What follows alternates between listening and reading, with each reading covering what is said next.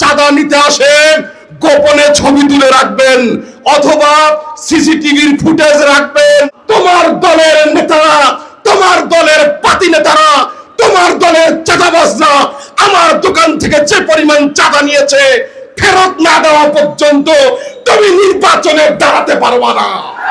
গত 1 বছরে আমাদেরকে ধোঁকা দিয়ে, আমাদেরকে নানাভাবে বিভ্রান্ত করে বাংলাদেশের জনগণের কাছে যারা জোর করে চাঁদাবাজি করেছেন, যারা জোর করে গুম করবার চেষ্টা করেছেন, যারা হত্যার রাজনীতি করেছেন, মনে রাখবেন আগামী জাতীয় নির্বাচনে বাংলাদেশের জনগণ আপনাদেরকে বঙ্গোপসাগরে নিক্ষেপ করবে।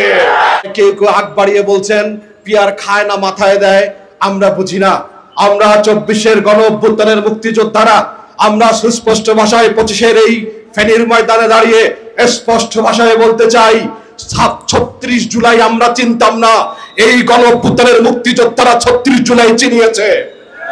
আমরা চিনি নাই অনেক কিছুই, আমরা দেখেছি বাংলার মাটিতে। অতএব চিনি নাই, জানি নাই, খায় না মাথায় দেয় এসব অশ্রাব্য অভব্য কথা বলে জাতিকে এখান থেকে বিরত রাখার কোনো সুযোগ নেই। প্রয়োজনে, মানবতার কল্যাণে যখনই প্রয়োজন হয়েছে ইসলামী আন্দোলন বাংলাদেশ সময়োপযোগী কর্মসূচি গ্রহণ করেছে। এবার ইসলামী আন্দোলন বাংলাদেশ আগামীর জাতীয় নির্বাচনে, আগামীর দেশ গঠনে একটি ঐক্যবদ্ধ কর্মসূচি ঘোষণা করেছে। আগামীর বাংলাদেশের জন্য নতুন বন্দোবস্তের জন্য সিদ্ধান্ত গ্রহণ করেছে।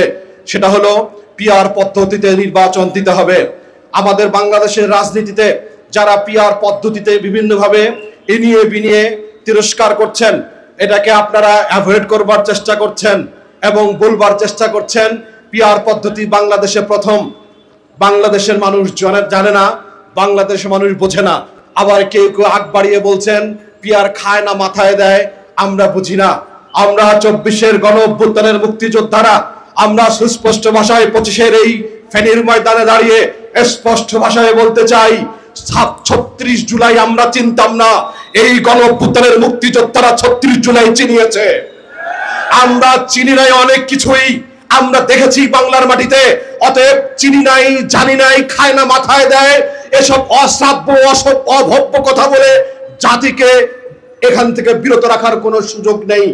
ভাই বন্ধুগণ, আমরা স্পষ্ট ভাষায় বলতে চাই স্বাধীনতার পর থেকে আজ পর্যন্ত বাংলাদেশের ক্ষমতায় যারা গিয়েছেন তারা জনগণের সাথে প্রতারণা করেছেন, জনগণের ভোট বিক্রি নিয়ে ক্ষমতায় গিয়েছেন, কিন্তু জনগণকে নিঃস্ব করে ফেলেছেন।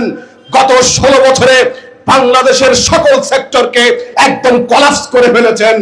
অর্থনীতি, ব্যবসা এবং সকল সেক্টরে, ব্যাংকিং সেক্টরে সবগুলিকে ধ্বংস করে দিয়েছেন।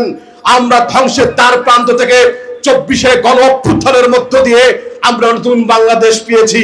কিন্তু আমরা ভেবেছিলাম লাশের রাজনীতি বোধহয় শেষ হয়েছে, গুমের রাজনীতি বোধহয় শেষ হয়েছে, চাঁদাবাজের রাজনীতি বোধহয় শেষ হয়েছে, কিন্তু আমরা হতাশ হয়েছি।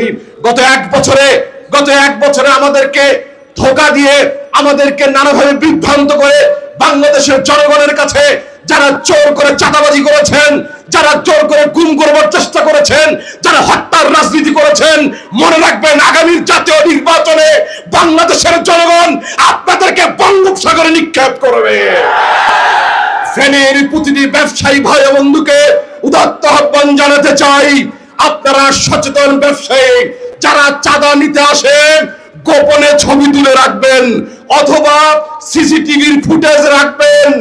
বাংলার মাটিতে কোন এমপি যদি আসে সেই এমপিকে বলবো আমরা, তোমার দলের নেতারা, তোমার দলের পাতি নেতারা, তোমার দলের চাঁদাবাজরা আমার দোকান থেকে যে পরিমাণ চাঁদা নিয়েছে ফেরত না দেওয়া পর্যন্ত তুমি নির্বাচনে দাঁড়াতে পারবা না। অতএব আগামীর উন্নত কল্যাণ রাষ্ট্র করবার জন্য বাংলার সচেতন যুব সমাজ, ওলামায়ে কেরাম, বুদ্ধিজীবী এখন দারুণ ভাবে সচেতন। অতএব ভুলভাল বুঝিয়ে অ্যানালগ পদ্ধতিতে কোন তালগোল পাকিয়ে নির্বাচনে জিতবার যারা স্বপ্ন দেখছেন, স্বপ্ন ভঙ্গ হয়ে যাবে। আমরা স্পষ্ট ভাষায় বলতে চাই বাংলাদেশের জনগণ সচেতন রয়েছে, সজাগ রয়েছে, যুবকরা জাগ্রত রয়েছে। এখনো আমাদের মুক্তিযোদ্ধাদের লাশ শুকায় নাই, এখনো আমাদের আহত মুক্তিযোদ্ধাদের শরীরের ক্ষত শুকায় নাই। আমরা শহীদদের সাথে প্রতারণা করতে পারবো না, আহত ভাইদের সাথে প্রতারণা করতে পারবো না। বাংলাদেশের সেন্টিমেন্ট চেতনা ধারণ করে যেই জনগণ, জনগণের বাংলাদেশকে জনগণের সরকারের হাতে তুলে দিয়েই আমরা ব্যারাকে ফিরবো ইনশাআল্লাহ। আগামীতে ইসলামের জয়যুক্ত হওয়ার জন্য হাত পাখার বাতাস দিয়ে সারা বাংলাদেশকে শান্ত করবার জন্য আমরা ঐক্যবদ্ধ কর্মসূচি গ্রহণ করব। শেষাটানা প্রাচীরের ন্যায় আমরা কর্মসূচি গ্রহণ করব। সকলকে আগামী সকল প্রোগ্রামে সকল কর্মসূচিতে ঐক্যবদ্ধ থাকবো উদাত্ত আহ্বান জানিয়ে আমার বক্তব্য এখানেই শেষ করছি।